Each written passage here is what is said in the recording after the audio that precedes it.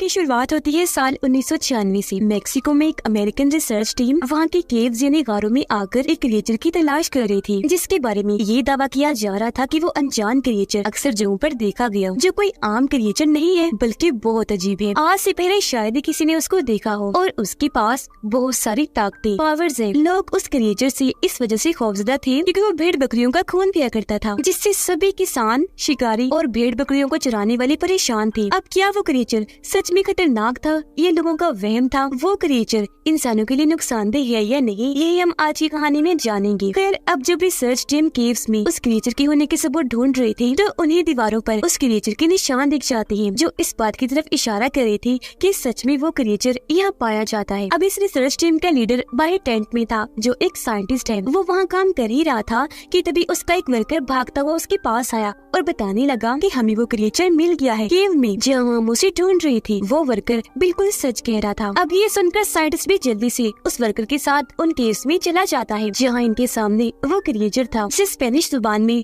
चुपाकाब्रा कहा जाता है। वो साइज में काफी छोटा सा लग रहा था क्योंकि वो एक चुपाकाब्रा का बच्चा था। अब साइंटिस्ट धीरे धीरे डरते हुए उसके करीब जाने लगा। उसे यकीन नहीं आ रहा था कि मेरे इतने सालों की मेहनत रंग ले आई, आखिर ये क्रिएचर मिल ही गया। अब वो इसे मारना नहीं चाहता था, बल्कि इसे ढूंढना उसका मकसद था, जो वो अपने सीनियर्स और गवर्नमेंट के लिए कर रहा था, क्योंकि इस खोज में उन्होंने बहुत पैसा लगाया था और अब टाइम आ चुका था उन सबको हकीकत से रूबरू करवाने का, इस क्रिएचर को सबके सामने लाने का और बताने का कि इसके बारे में अफवाहें नहीं थी बल्कि सच में है। इस क्रिएचर के पीछे पड़ने का मकसद ये था क्योंकि सबको लगता था कि इसके पास जो पावर्स हैं, उससे किसी भी बीमारी को ठीक किया जा सकता है और किसी भी चोट और घाव को बआसानी भरा जा सकता है। इसके अंदर इतनी पावर्स हैं कि हम इसकी मदद से बहुत सी दवाइयाँ भी बना सकते हैं, क्योंकि ये काफी पुराने वक्त का क्रिएचर था। साइंटिस्ट उसे करीब जाकर हाथ लगाने की कोशिश करता है, पर क्योंकि वो छोटा सा बच्चा था तो उसे डर रहा था कि कहीं ये मुझे कोई नुकसान न पहुंचा दे। अब बगैर टाइम जाया किए ये चुपाकाब्रा के बच्चे को पिंजरे में बंद करने का फैसला करती है, लेकिन तभी केव में छुपी उसकी माँ इनके सामने आ जाती है। जब उसने देखा कि ये मेरे बच्चे को ले जाने वाले है, वो गुस्से से इन पर धाड़ने लगी और फिर अचानक हमला कर देती है। वो साइज में काफी बड़ी थी, इसीलिए जोर से मारकर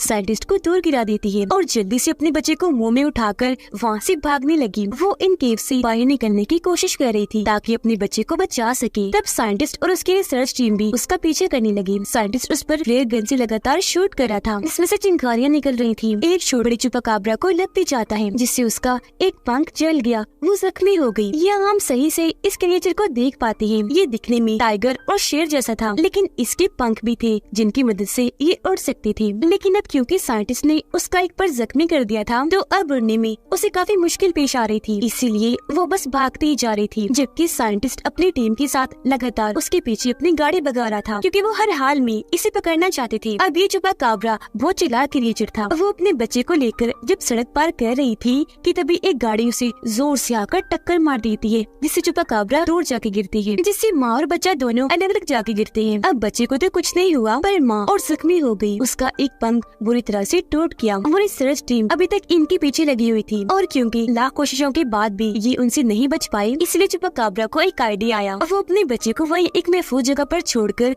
दूसरी जगह पर चली जाती है और वहाँ रिसर्च टीम की गाड़ियों के सामने आकर जोर से चिल्लाने लगी, उनका ध्यान अपनी तरफ करने के लिए। और जैसे सबका ध्यान उसकी तरफ हुआ, वो भागकर उन्हें दूसरी जगह पर ले गई ताकि ये लोग उसके बच्चे से दूर हो जाएं, जो उसके बच्चे को नुकसान पहुंचा सकते हैं। अब साइंटिस्ट इस कामयाबी से खुश हो रहा था, पर अभी उसने ये चीज साबित नहीं की थी, जिससे साफ जाहिर है कि कोई भी उसकी बातों का ऐसे यकीन करने वाला नहीं था। उसके लिए इसे वो क्रिएचर चाहिए था, लेकिन उसे वहाँ कुछ नाखून और पर मिल जाती है, जिन्हें वो अपने पास ही रख लेता है।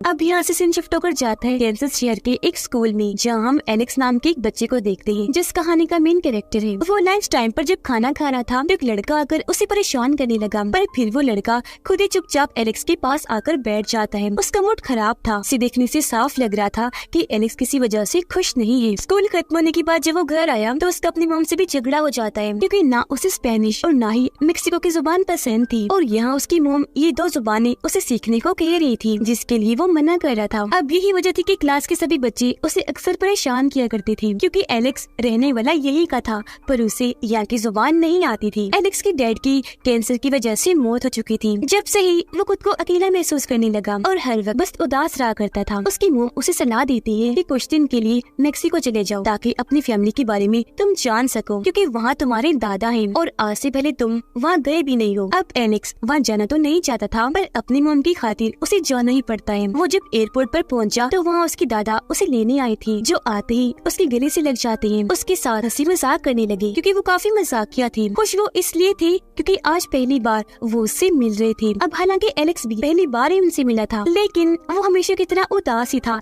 ज्यादा खुश दिखाई नहीं दे रहा था। रास्ते में उसकी दादा बार बार एलेक्स से बात करने की कोशिश करने लगी, पर बहुत जल्द उन्हें पता चल जाता है कि अपने डैड के गुजर जाने के बाद से ही वो उदास परेशान रहने लगा है। और तो उसे स्पेनिश जुबान भी नहीं आती, क्योंकि उसे कोई दिलचस्पी थी ही नहीं, उसने कभी सीखनी ही नहीं चाहिए। यह उसके दादा फिर भी उसका मूड ठीक करने के लिए बातें करने लगे। उसे बताते हैं कि मैं एक गांव में रहता हूँ, जहाँ तुम्हारे 2 कजिन्स भी आए हुए हैं, जो तुम्हारे साथ वक्त गुजारेंगे, खेलेंगे, ताकि उनमें तुम घुल मिल सको, तुम्हारा दिल बहल जाए। घर आते ही एलेक्स सबसे पहले अपनी कजिन से मिलता है, जिसे सिर्फ स्पेनिश जुबानी बोलने आती थी। उसने एक मास्क पहना हुआ था और पीछे कपड़ा लपेटा हुआ था, जो देखने से लग रहा था कि वो किसी सुपर हीरो जैसा बनकर खेल रहा है। फिर जल्दी हम जान पाए कि वो मास्क और कपड़ा उनके दादा का है, कि वो एक काफी अच्छी और मशहूर रेसलर हुआ करती थी। अब यहाँ एलेक्स अपनी दूसरी कजिन से भी मिलता है, जो उसे घर में पड़े बहुत सारे मास्क, रेसलर वाले कपड़े दिखाती है और उसके दादाजी की जीती हुई ट्रॉफीज भी। फिर उसे टीवी पर दादाजी की वीडियो दिखाती है, जिससे यहाँ एलेक्स को भी पता चल गया था कि मेरे दादाजी अपने वक्त के बहुत अच्छे रेसलर हुआ करते थे। वो इतने मशहूर और बहादुर थे कि उन्होंने बहुत सारी लड़ाइयाँ जीती, पर एक दिन उनके दुश्मन ने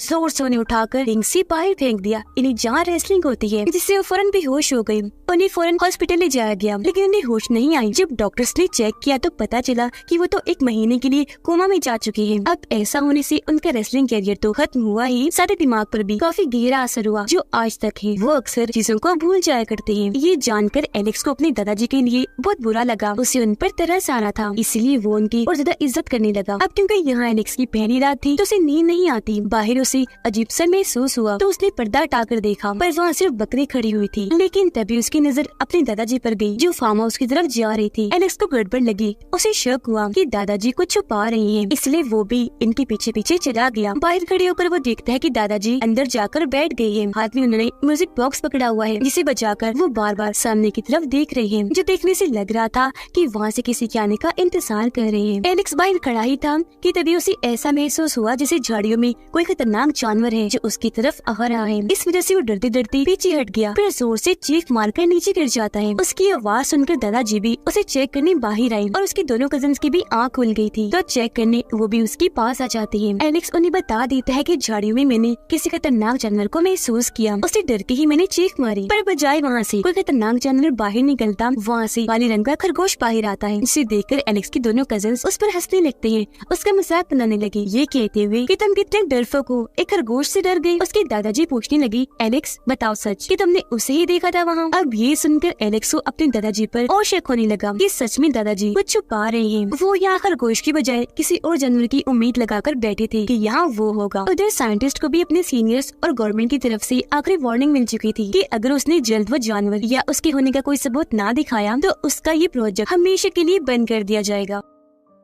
अगली सुबह जब एलेक्स की आंख खुलती है तो उसके साथ बिस्तर पर वही चुपाकाब्रा क्रिएचर था, पर वो एलेक्स को नुकसान नहीं पहुंचा रहा था, बस आराम से उसकी चादर के ऊपर बैठा हुआ था। पर ऐसे अचानक उसे देखकर एलेक्स चौंक गया, और क्योंकि वो थोड़ा सा भयानक था तो एलेक्स काफी डर जाता है, एकदम से पीछे हट गया। उसके ऐसे करने से चुपा भी काफी डर गया, वो भी कूदकर पीछे हटने लगा। फिर भागने के लिए वो चीजों पर कूदता हुआ खिड़की से बाहर भाग गया। ऐसा होने से वहाँ काफी तोड़फोड़ मच गई, जो देखकर एलेक्स का कजिन वहाँ आ गया देखने की क्या हुआ। एलेक्स खिड़की से बाहर झांकता है, ये देखने के लिए कि आखिर वो छुपा क्रिएचर कहाँ भागा होगा, पर बाहर वो तो दिखाई नहीं देता, बल्कि वहाँ एलेक्स की कजिन बैठी थी। उसने हेडफोन्स लगाए हुए थे, तो थोड़ी देर पहले किया हुआ उसने कुछ भी नहीं सुना। एलेक्स सोचता है कि अगर मैंने इसे कुछ बताया तो ये दोबारा से मेरा मजाक बनाएगी, मुझ पर हंसेगी, तो वो बगैर कुछ बताए उसके पास आकर बैठ जाता है, क्योंकि उसे बहुत बुरा लगना था अगर कोई उसे पागल कह देता। यहाँ उसकी कजिन कहती है कि दादाजी गायब है, हमें उन्हें ढूंढना चाहिए, इसलिए अभी तीनों बच्चे बाजार जाते हैं उन्हें ढूंढने। गई, पर काफी ढूंढने के बाद भी दादाजी यहाँ नहीं मिलते। अब गाड़ी के जरिए जब ये बच्चे घर जा रहे थे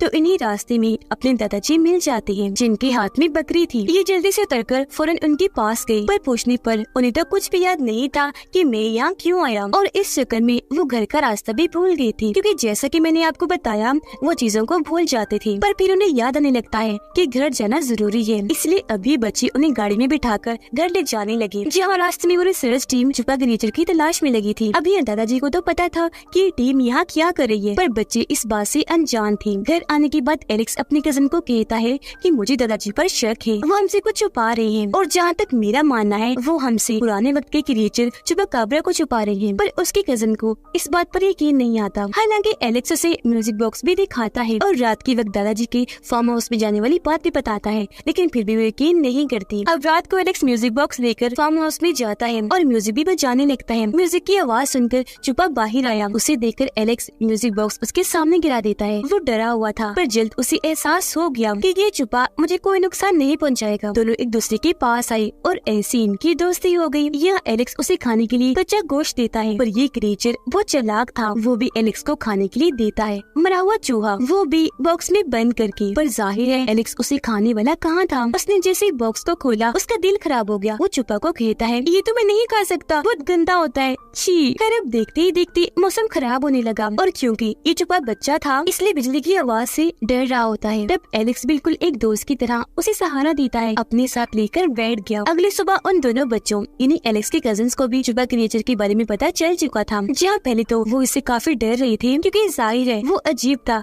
जो चल भी सकता था और उड़ भी सकता था। पर बहुत जल्द उन्हें भी एहसास हुआ कि ये हमें नुकसान नहीं पहुंचाएगा, और उनकी भी चुपा से दोस्ती हो जाती है। तभी यहाँ उनके दादाजी भी आ गए। वो चुपा को प्यार से अपने पास बुलाने लगे, जो फौरन एक वफादार जानवर की तरह उनके पास चला गया। यहाँ उनके दादाजी सच बताने लगे कि कुछ दिन पहले रात को जब मैं घर आ रहा था तो इसकी माँ मेरी गाड़ी से आकर टकरा गई, जिससे हम समझ पाए कि उस दिन टक्कर मारने वाली गाड़ी इनकी थी, न कि रिसर्च टीम की थी। आगे वो कहते हैं कि मुझे लगा कोई आम जानवर होगा, इसलिए मैं नजरअंदाज करके आगे बढ़ गया। पर जब मैं घर के करीब पहुंचा तो मुझे ये मिला, क्योंकि इसकी मोम कहीं और जा चुकी थी और ये बेचारा मेरा पीछे करते करते घर तक आ गया। मैं इसे देखते ही समझ गया कि ये डरा हुआ है और ये मेरे लिए नुकसानदेह भी नहीं, तो मैं इसे अपने घर ले आया। फिर मुझे पता चला कि वो रिसर्च टीम इसे ही ढूंढ रही है। मुझे फिक्र हुई कि अगर ये उनके हाथ लग गया तो वो इसे नुकसान पहुंचाएंगे, क्योंकि इस पर बाद में कुछ एक्सपेरिमेंट्स तजुर्बे किए जाने हैं। तो मैंने इसकी जान बचाने के लिए इसे यहाँ रख लिया। ये जानकर बच्चों को भी चुपा पर तरस आया और तभी से वो इसका ख्याल रखने लगी। लेकिन बदकिस्मती से एक दिन इनके घर साइंटिस्ट और उसका एक साथी आते हैं। असल में जब दादाजी की गाड़ी से चुपाकाब्रा टकराई थी तो उनकी नंबर प्लेट वही सड़क पर ही गिर गई थी। इसे दिखाकर साइंटिस्ट कहता है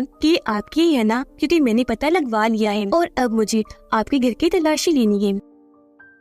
पर दादाजी बगैर डरे उसे साफ साफ मना कर देते हैं कि कभी नहीं, मैं तुम्हें इसकी इजाजत नहीं दूंगा, और उसे धमका कर यहाँ से भगा देते हैं। एलेक्स और चुपा की दोस्ती गहरी होती जा रही थी, पर क्योंकि वो बच्चा था और डरा हुआ भी था इसलिए फिलहाल उसे उड़ना नहीं आ रहा था, क्योंकि वो हिम्मत ही नहीं कर पा रहा था। तब यहाँ उसकी मदद एलेक्स का कजन करता है। वो छत पर ले जाकर उसे उड़ना सिखाता है और बार बार उसे ट्रेनिंग देता है कि कैसे उड़ा जाता है। अब यहाँ एलेक्स को भी देखने से साफ साफ लग रहा था कि अब वो खुश है। यहाँ आकर उसे काफी अच्छा लग रहा है, क्योंकि अब उसे इतना मेरा दोस्त जो मिल गया था और साथ में इतने अच्छे दादाजी और कजन्स भी। फिर एक दिन दादाजी उसे उसके डैड के बारे में बताने लगी कि जब मैंने रेसलिंग छोड़ दी तो मैंने वो तुम्हारे डैड को सिखाई। वो मेरा बेटा होने के साथ साथ मेरा काफी ज़हीन शागिर्द भी था। पर फिर एक दिन उसे तुम्हारी मॉम मिल गई, उसने शादी कर ली, तो तब से उसने रेसलिंग को छोड़ दिया था। अपने डैड की ये बातें सुनकर एलेक्स को बहुत बुरा लग रहा था, जिससे उसके दादाजी भी अंदाजा लगा देते हैं कि एलेक्स के अंदर बहुत गुस्सा भरा है, जिसे अंदर ही अंदर लेकर घुट घुट कर वो अपनी जिंदगी गुजार रहा है। तो फैसला करती है कि मैं इसका गुस्सा निकलवा कर इसे नॉर्मल कर दूंगा, जिस मकसद के लिए वो उसके साथ कुश्ती लड़ती है, और उसे लड़ने के लिए उकसाने लगी ताकि वो अपनी कुश्ती लड़कर अपना गुस्सा और भड़ास निकाल ले। लेकिन क्योंकि वो उसके दादा थे तो वो उन पर हाथ नहीं उठाना चाहता था। पर आखिर में जब उसके दादाजी बात नहीं मानते तो उसे गुस्सा आ गया। वो उनसे कुश्ती लड़कर उन्हें रिंग से बाई धक्का दे देता है। वो इतने जोर के गिरते हैं कि फौरन ही बेहोश हो गई। यही देखकर तीनों बच्चे काफी परेशान हो गए और वहाँ फौरन डॉक्टर को बुलाया जाता है, जो दादाजी को चेक करके बताती है कि कुछ दिन के लिए इनकी याददाश्त जा चुकी है, इन्हें मुकम्मल आराम करना है। उसी दिन साइंटिस्ट इनके घर दोबारा आ गया। वो जैसे फार्म हाउस में गया, वहाँ छुपा को देख लेता है, उसे गन से मारकर बेहोश कर देता है और गोद में उठाकर अपने साथ ले जाने लगा। हालांकि बच्चे उसे रोक रही थी, छुपा को बचाने की कोशिश करते हैं, पर क्योंकि वो बच्चे थे तो साइंटिस्ट उन्हें भी गन दिखाकर छुपा को वहाँ से ले जाता है, जिससे वो तीनों बच्चे काफी दुखी हो जाते हैं। अब एलेक्स जल्दी से भागकर अपने दादाजी के पास आया, जब वो सो रहे थे। उन्हें जगाकर कहता है कि आपको छुपा को बचाना होगा। उसके दादाजी की क्योंकि याददाश्त जा चुकी थी, इसलिए वो पूछते हैं कि कौन छुपा और तुम कौन हो। अब इससे एलेक्स अपना दिमाग लगाता है, उसे आइडिया आया। वो अपने दादा को कहता है कि घर में आपका वो दुश्मन घुस आया है जिसने रिंग से आपको बाहर गिरा दिया था। ये सुनकर उसके दादा को बहुत गुस्सा चढ़ गया। वो जल्दी से अपना मास्क कैप पहनती है और पिछला कपड़ा लटकाकर बाहर आ गई और साइंटिस्ट से लड़ने के लिए बिल्कुल तैयार हो गई। आते ही वो उसे जोरदार टांग मारती है, जिससे वो काफी दूर जाके गिरता है। फिर वो अपनी ताकत का इस्तेमाल करके उसे आसानी से हरा देती है, क्योंकि वो एक पहलवान थी।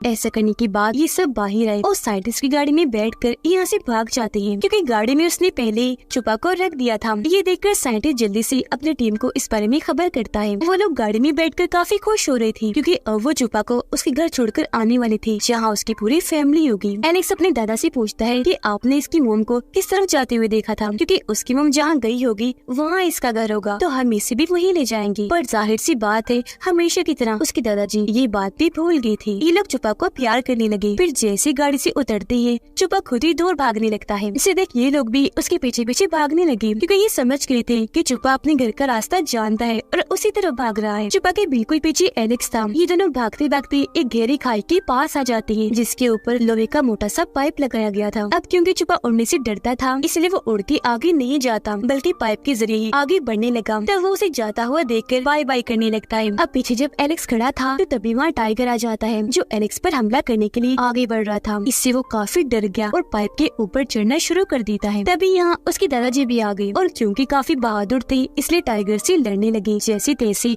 उसे वहाँ से भगा देते हैं। लेकिन जब एलेक्स वापस आने लगा तो पाइप टूट जाता है, इससे वो नीचे गिरने ही वाला था कि छोटी पाइप को पकड़ लेता है। अपने दोस्त को मुसीबत में देखकर छुपा वापस आया, एलेक्स को बचाने के लिए पाइप पर चढ़ने लगा, लेकिन वो पाइप भी टूट जाता है। पर खुशकिस्मती से छुपा ने अब उड़ना सीख लिया था, इसलिए अपने दोस्त की मदद वो ऐसे करता है कि एलेक्स उसकी दुम पकड़ लेता है। तब छुपा उसे उड़ाकर बाहर ले आता है और ऐसे एलेक्स की जान बचा लेता है। वो लोग एक दूसरे से मिलकर बहुत खुश हो जाते हैं। हंसी खुशी एक साथ खड़े ही थे कि तब यहाँ साइंटिस्ट आ जाता है। वो छुपा को तीर मारकर उसे बेहोश कर देता है और बाकी सबको धमकाता है कि छोड़ो उसे, पीछे हट जाओ। इस बार दादाजी और बच्चे मजबूर थे, इसलिए ना चाहते हुए भी पीछे हट ही जाते हैं। साइंटिस्ट उन्हें तीर दिखाकर बेहोश छुपा को उठाता है और अपनी गाड़ी में लाकर रख देता है। अब जैसे वहाँ से जाने लगा, छोटे छुपा को बचाने के लिए वहाँ पूरी छुपा फैमिली आ जाती है, जो सारे ही उसकी गाड़ी पर एक साथ हमला कर देते हैं। गुस्से से उस पर धाड़ने लगे। ना गुस्सा आया कि अपने नाखूनों और पंजों से वो उसकी गाड़ी को तबाह करने लगे। ये देखकर दादाजी और बच्चे काफी खुश हो जाते हैं